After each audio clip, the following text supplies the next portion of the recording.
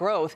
But it's not the only growth the government is after. There's also a big push to grow its population. And if that doesn't work, any short-term pickup in economic growth now is kind of beside the point.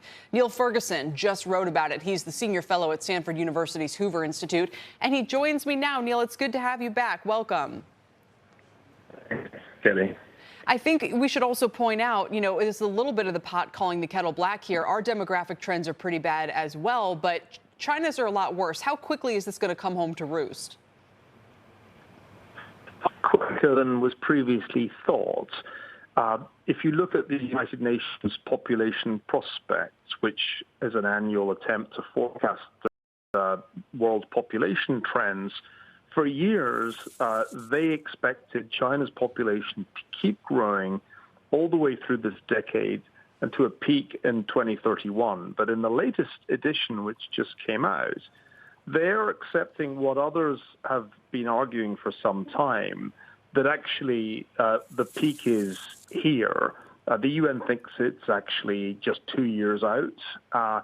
Others, in fact, think it's already happened, like the researcher Yi Fujian, who's been arguing that it's actually been declining since 2018.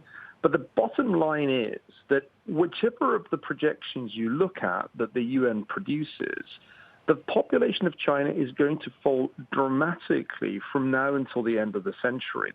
The medium forecast, which assumes, in fact, a slight recovery in fertility, is of a decline of 46%, nearly half, by the end of the century, in a worst-case scenario where essentially fertility flatlines at its current low rate. Population of China falls by 2/3. It's almost like the clock gets turned back to 1950. This is far worse than the comparable figures for the United States. I was just at an extremely interesting conference of the Aspen Economic Strategy Group, and much of the discussion was around falling fertility, higher mortality, and of course a reduction in immigration. But when you line up the U.S. projections with the Chinese ones, the Chinese are far worse. Yeah, I like the projection where ours beats expectations, and if theirs is as bad as it could be, our population can literally be bigger by the end of the century, which is crazy to think about. So let's kind of bring this back to the policy choices now. And yesterday we had Stephen Roach on the program, and he kind of said in passing, this demographic challenge is the much bigger one for them, but it's outside of Xi Jinping's control. Do you believe that's true, that it's outside of his control?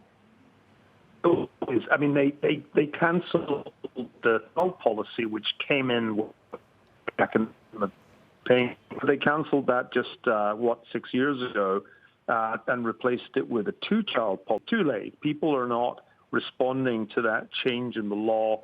In fact, Chinese fertility is currently so low that it's well below the replacement rate, which is just over 2 children on average per woman. And I don't see any policy that's going to raise that fertility rate. After all, we have many examples of countries around the world that ran into this problem way before China. And all kinds of policy experiments have been tried of the sort that the Chinese are now trying: incentives, tax breaks, or support for childcare. And it doesn't work, because once the population has got down to that low level, the population growth rate has gone down to that low level, it's extremely hard to get it back. Yeah. What's going on here? It's women choosing careers over motherhood. It's families deciding, well, one child really is enough because of all the costs of bringing up kids.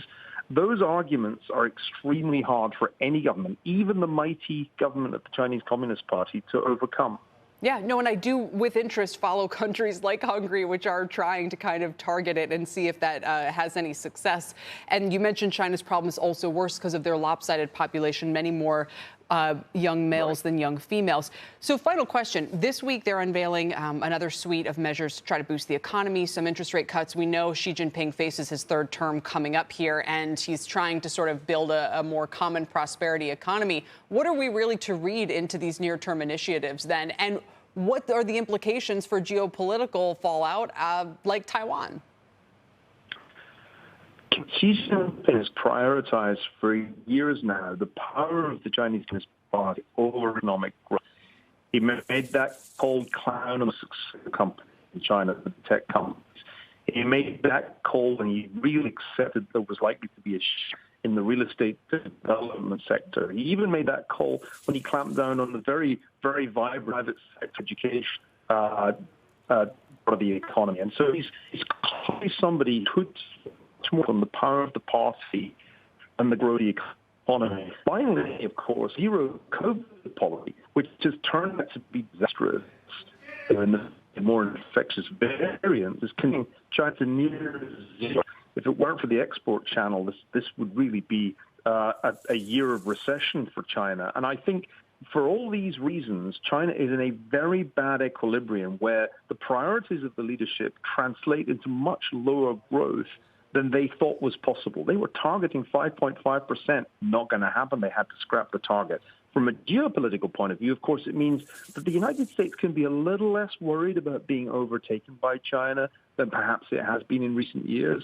As for showdowns over Taiwan, I think the longer this takes, the longer Xi Jinping waits, the more difficult this actually is going to become for China. So I think the Asian century just got canceled, and maybe the United States has a slightly longer lease on the role of number one. The Asian century just got canceled. For anyone who struggled a little bit to follow your sound, Neil, I think that perfectly sums it up, and I felt it was worth sticking with it. And thank you for your time today. It's great to have you on. We appreciate it.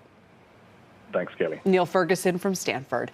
Still ahead, oil prices have collapsed 30% from their highs. Plunging gasoline prices have helped give the consumer some relief, but will it last into the fall? That's ahead. But first, the Taliban takeover of Afghanistan last year forced thousands of refugees to evacuate here. How are they making ends meet? We'll look at some of the challenges they're still facing in this labor market. The Exchange is back after this.